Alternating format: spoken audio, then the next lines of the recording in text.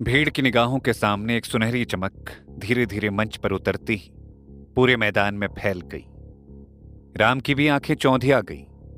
जब वो सुनहरी चमक खत्म हुई तो तीन आकृतियां उभरी। तीनों शाही परिवार के थे, लेकिन बहुत ही खूंखार दिख रही थी। उनके बीच वाला योद्धा तो नग्न था, उसने सिर्फ एक लंगोट बांधी हुई थी। वो अधेड़ उम्र का योद्धा था और वो एक खतरनाक जानवर जैसा लग रहा था। जैसे ही उसकी नजर मैदान पर पड़ी, एक अत्यंत क्रूर आभा उभर कर सबके सामने आई। हालांकि राम के गंभीर होने का कारण यह था कि इस योद्धा की आभा मेघनाद की आभा से बिल्कुल भी कम नहीं थी। कहने का तात्पर्य यह था कि ये नग्न योद्धा राजशेखर परिवार के मेघनाद जैसा था। क्या यही महाराज था? ये बात राम को नहीं पता थी। शाही परिवार बहुत शक्तिशाली है राम, जो राजशेखर परिवार को धूल चटाने में सक्षम है। यह बात राम को मेघनाद ने कही थी। यह सुनकर राम ऊपर से नीचे तक कांप गया। दिखने में तो वो शक्तिशाली थे ही, लेकिन सच तो यह था कि परशुराम भूमि, जिसका शुद्धिपुरम बस एक हिस्सा था, उस पर वही एक शाही परिवार था जिनके पास किसी को भी शून्य शक्ति हासिल करने की कुदरत से अनुमति थी। यानी कि अगर महाराज ज्योतिन श्रीनगरी जाएं शून्य शक्ति को हासिल करने के लिए, तो योगिनियां उनका स्वागत करेंगी। जैसा राम के साथ किया था उस तरह का युद्ध नहीं करेंगी। इतने शक्तिशाली थे मद्रास के शाही परिवार के योद्धा। हालांकि राम का यह मानना था कि शून्य शक्ति तक तो वो भी पहुंच गया था। बेशक वो एक पड़ाव पीछे था, लेकिन फिर भी काफी शक्तिशाली था। मतलब कि राजशेखर परिवार उतना पीछे नहीं था जितना मेघनाद को लग रहा था। हम भी उनको धूल चटा सकते हैं मेघनाद चाचा। राम मेघनाद के कानों में फुसफुसाया। मेघनाद ने उसे गंभीरता से देखा। राम जानता था कि एक ही शाही परिवार को हराने के पीछे वो अपनी शून्य शक्तियां बर्बाद नहीं करना चाहता है।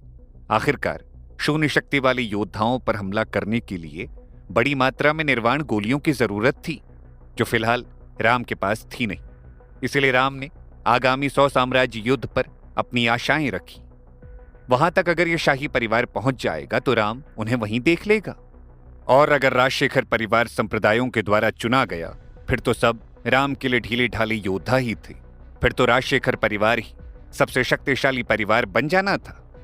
पर राम को पता था कि यहां ऐसे कई लोग होंगे जिनके विचार मेघनाद के समान ही थे। राम का ध्यान अब बाकी दो योद्धाओं पर गया। शाही नग्न योद्धा के पीछे एक जैसे दिखने वाले दो युवक थे। उनमें से एक था राजकुमार विष्णु और दूसरा उसका जुड़वा भाई राजकुमार रवि। स्वाभाविक है, वो भयानक नग्न योद्धा खुद महाराज ज्योतिन थे। राम ने देखा कि दोनों राजकुमारों ने नीले कपड़े पहने थे। उन दोनों की नजर राम पर टिकी। दूर से राम को देखते हुए राजकुमार विष्णु के चेहरे पर एक भी शिकन नहीं थी, लेकिन राजकुमार रवि राम को इस तरह घूर रहा था मानो उसे कच्चा खा जाएगा। सब राम को जानते थे। शाही परिवार की उपस्थिति ने तुरंत भीड़ का ध्यान उनकी ओर ही आकर्षित किया। राम ने महसूस किया कि उन दो राजकुमारों में से भी एक दुष्ट और दबंग आभा उभर रही थी। याद है, मैंने कहा था कि शाही परिवार में एक योद्धा है जो बहुत ही भयानक है। कृष्णन ने राम से कहा। राम की भौहें सिकुड़ गई और इसी के साथ उसने सवाल किया, महाराज ज्योतिन की बात कर रहे हो ना, जो बीच में खड़े हैं? कृष्णन ने कहा, नहीं, महाराज ज्योतिन शक्तिशाली जरूर हैं, लेकिन राम, तुम्हारे मुकाबले का योद्धा राजकुमार विष्णु है। राम ने विष्णु की ओर देखा। राजकुमार विष्णु कुछ देर पहले तो राम को देख रहा था, लेकिन अभी उसने नजर हटा ली थी। अचानक ही मंच पर वो नग्न अधेड़ उम्र का महाराज ज्योतिन दिल खोलकर हंसा। ज्योतिन की नजर मेघनाद की दिशा की ओर चली गई। सबके सामने महाराज ज्योतिन बोल उठा, मेघनाद, आप हर बार यहां जल्दी आ जाते हैं। आज भी हमसे पहले आए। हालांकि मुझे डर है कि आप जाओगे भी हमसे पहले ही, वो भी हार कर। कहकर महाराज ज्योतिन की हंसी गूंज उठी। महाराज, आप हमारा मुकाबला कीजिए तो सही। क्या पता इस बार आप हमसे पहले निकलें। कहते हुए मेघनाद धीरे से मुस्कुराया। लगता है कि पिछली बीज प्रतियोगिता में शाही परिवार के द्वारा हराए जाने की बात पर तुम अभी भी हमसे नाराज हो, महाराज ज्योतिन ने व्यंग करते हुए कहा। उनके शब्दों में शत्रुता झलक रही थी। राम चुपचाप सुन रहा था। स्वाभाविक है कि राजशेखर और शाही परिवार की आपस में सालों से बनती नहीं थी, खासकर पिछली बीज प्रतियोगिता के बाद, जहां शाही परिवार के एक प्रतिभाशाली व्यक्ति ने राजशेखर परिवार को हरा दिया था। यह मेघनाद के लिए एक दुखती नस के रूप में सामने आया था। वर्षों से शाही परिवार लगातार इस बारे में उनका मजाक उड़ाता आ रहा था। अप्पा, वो राम है ना? राजकुमार विष्णु ने राम की ओर इशारा करते हुए महाराज ज्योतिन से अचानक ही पूछा। वही जो बहुत ही प्रसिद्ध योद्धा है। विष्णु ने प्रसिद्ध शब्द इस तरह बोला मानो प्रसिद्ध होना कोई गाली थी। सबकी निगाहें राम पर टिक गई। विष्णु के हाव भाव से ऐसा लग रहा था मानो वो राम को जिंदा उबालने के लिए मरा जा रहा हो। हालांकि सब उसे घूर रहे थे, लेकिन राम ने शांत रहकर सब चीजों को अनदेखा किया। वो जबान लड़ा के अपनी शक्तियां खर्चना नहीं चाहता था, लेकिन जैसे शाही परिवार को तो राजशेखरों का मजाक उड़ाने में बहुत मजा आता हो, वैसे महाराज ज्योतिन बोले, मेघनाथ, मैंने सुना है कि तुम राम को संभाल नहीं सकते क्योंकि वो तुमसे भी ज्यादा शक्तिशाली है। क्या ये सच है? अच्छा मजाक है। अभी आप मेरी चिंता ना करें महाराज, बस आपके परिवार की करें। या आपके 2 राजकुमार खास लचीले नहीं लग रहे? कोई बात नहीं, आखिरकार हर कोई इस प्रकार की लड़ाइयों में भाग लेने की योग्य नहीं है। मेघनाथ ने जहरीले शब्द बोले। राम को लगा कि मेघनाथ फालतू में खुद की वीरता का प्रदर्शन कर रहा था। अरे कोई इतने खूंखार शाही परिवार को शब्दों से क्यों उकसाएगा? लेकिन मेघनाथ और महाराज ज्योतिन की बकवास चालू ही रही। उसकी आभा बहुत शक्तिशाली महसूस हो रही है मेघनाथ। सुना है राम ने शून्य शक्ति हासिल कर ली है, तो वो मेरा मुकाबला करने में भी सक्षम है। इसलिए राम। अचानक ही महाराज ज्योति ने राम की ओर देखकर कहा, यदि मेरा सामना तुमसे हुआ तो मैं कोई दया नहीं दिखाऊंगा। आखिरकार शाही परिवार का नाम राजशेखरों से तो ऊपर ही है, ठीक ना? राम इतना शांत था मानो उसने महाराज ज्योतिन का उकसाना सुना ही ना हो। फिर राम उतनी ही शांति से बोला, बेशक अगर मैं इतना दुर्भाग्यशाली हुआ कि आपसे मुकाबला हो तो मैं भी कोई दया नहीं दिखाऊंगा। वहां सन्नाटा छा गया। मेघनाथ हंसने लगा। बेशक मेघनाथ की आवाज में व्यंग था। राम को लगा कि दुश्मनों के सामने भी मेघनाथ उसकी साइड नहीं ले रहा था।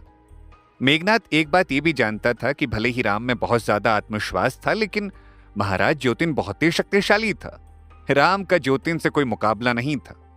उसके 2 राजकुमार, खासकर कि विष्णु भी बहुत खूंखार था। राम को आइडिया भी नहीं था। मेघनाथ ने तो उनको पिछली बीज प्रतियोगिता में लड़ते हुए देखा था, इसलिए वो कह सकता था। मेघनाथ को मन ही मन लगा कि राम अपने अहंकार की वजह से हार ना जाए। वैसे हारे भी तो क्या, मेघनाथ की भी तो यही इच्छा थी कि राम की नाक जमीन पर रगड़े। राम ने अब सबको इग्नोर किया। हालांकि राम के दिल में गुप्त रूप से एक शीतलता और हत्या का इरादा पैदा हुआ। यह मेघनाथ लगातार उसके लिए परेशानी का कारण बन रहा था। इतनी क्यों नफरत करता था वो राम से? फिलहाल वो लोग एक ही टीम में थे, फिर भी। हालांकि राम को इसकी परवाह नहीं थी कि ज्योतिन या उसका बेटा राजकुमार विष्णु कितना प्रतिभाशाली है। बीज प्रतियोगिता में चाहे उसके सामने कोई भी आ जाए, वो बिल्कुल भी दया नहीं दिखाएगा, ऐसा राम ने ठान लिया था। शाही परिवार के पहुंचने के तुरंत बाद कई अन्य परिवार लगातार आते रहे। सच में ऐसा लग रहा था कि परशुराम भूमि का एक एक योद्धा वहां हाजिर हो रहा था। कोई भी बचा नहीं था। कुछ ही क्षण बाद एक तेज घंटी की आवाज हवा में गूंज उठी। जब वो घंटी की आवाज गूंजी, चारों ओर से कुछ सिपाही अंदर आ गए। वो पूरे मैदान के चारों ओर तैनात हो गए। अब किसी को भी अंदर घुसने से रोक दिया गया। अब मैदान इस तरह सील कर दिया गया था, शायद बीज प्रतियोगिता तुरंत ही शुरू होने वाली थी। जब उन्होंने ये दृश्य देखा तो मैदान में मौजूद सभी लोग चुप हो गए। सब प्रवेश द्वार की ओर देखने लगे। वो सभी जानते थे कि अब परशुराम भूमि के अधिपति मोली संप्रदाय आने वाली थी। मोली संप्रदाय वही था जो अपने लिए 100 साम्राज्य युद्ध के द्वारा योद्धा चुनने वाला था। अचानक ही पुरुषों का एक बड़ा समूह अंदर आ गया। सबसे आगे एक अधेड़ उम्र का आदमी था। उसके बाल काले थे, लेकिन सफेद रंग में रंगे हुए थे। राम की भौहें सिकुड़ गई। कोई काले बालों को सफेद क्यों करेगा? ये तो बस वही जानता था जिसने ऐसा किया था। राम ने अपनी नजरें मैदान पर से नहीं हटाई। उस आदमी की उम्र कृष्णन जितनी थी, लेकिन उसकी आभा कृष्णन की आभा से 4 गुना ज्यादा शक्तिशाली महसूस हो रही थी। हालांकि कृष्णन बहुत ही शक्तिशाली योद्धा था, लेकिन इस आदमी के सामने वो कुछ हद तक कमजोर लग रहा था। वो तो क्या, बलराम भी उस आदमी की चमक के सामने ढीला लग रहा था।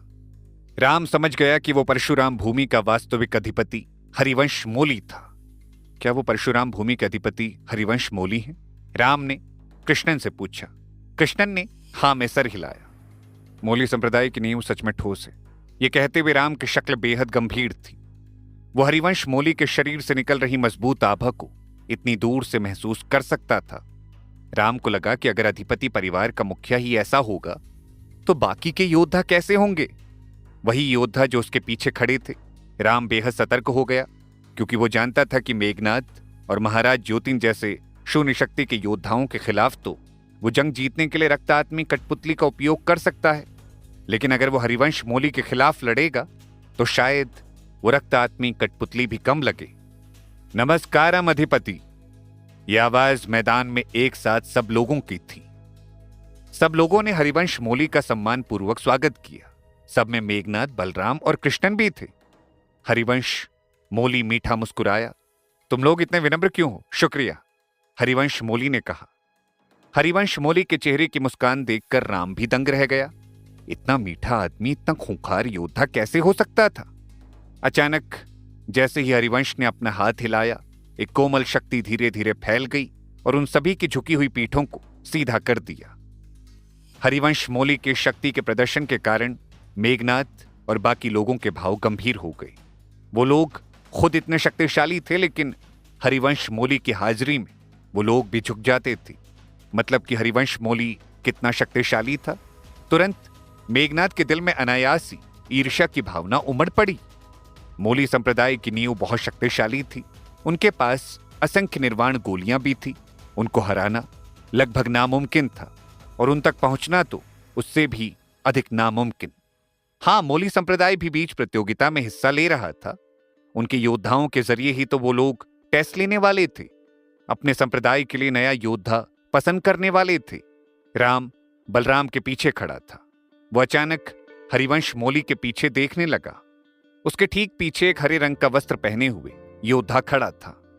यह योद्धा बेहद खूबसूरत तो था ही, लेकिन कुछ अलग बात तो थी जो मोली संप्रदाय में किसी और के पास नहीं थी। यहां तक कि राजकुमार विष्णु भी उसके सामने फीका लग रहा था। यह योद्धा इतना सुंदर था कि राम को लगा कि उसके पीछे अनेक लड़कियां भी होंगी और इसे फर्क ही नहीं पड़ता होगा। अचानक ही वो हरे वस्त्र पहना हुआ योद्धा राम की ओर आने लगा। राम दंग रह गया। वो उसकी ओर क्यों आ रहा था? राम की शक्ल गंभीर हो गई। जैसे ही वो व्यक्ति धीरे धीरे राम के पास आया, राम को खुद के शरीर के अंदर एक अत्यंत शक्तिशाली आभा प्रवाहित होती महसूस हुई। राम समझ गया कि यही योद्धा था जो सच में राम के लायक था। मोली संप्रदाय के सदस्य बेहद निजी होते थे। वो अपनी शक्तियों का प्रदर्शन नहीं करते थे। फिर भी ये हरे रंग वाला इतना शक्तिशाली महसूस हो रहा था, तो सच में तो वो कितना ज्यादा शक्तिशाली होगा। था कौन ये? पूछोगे नहीं कि ये कौन है? कृष्णन ने राम से कहा। कौन? राम ने पूछ ही लिया। वो योद्धा उसके पास ही आ रहा था। कृष्णन ने उसकी ओर देखा और कहा, यह है मोली संप्रदाय का राम राजशेखर, धनंजय मोली। और ये 10 साल का था तभी इसने शून्य शक्ति हासिल कर ली थी। राम के होश उड़ गए। 10 साल की उम्र में शून्य शक्ति? राम जो 25 साल की उम्र तक भी नहीं कर पाया था। उसने धनंजय मोली की ओर देखा। क्या यही उसके रास्ते का असली कांटा होगा? क्या होगा जब धनंजय मोली और राम राजशेखर एक दूसरे के आमने सामने होंगे? जानने के लिए सुनते रहिए शुद्धिपुरम, अ मिस्टीरियस किंगडम, सिर्फ पॉकेट एफएम ऐप पर।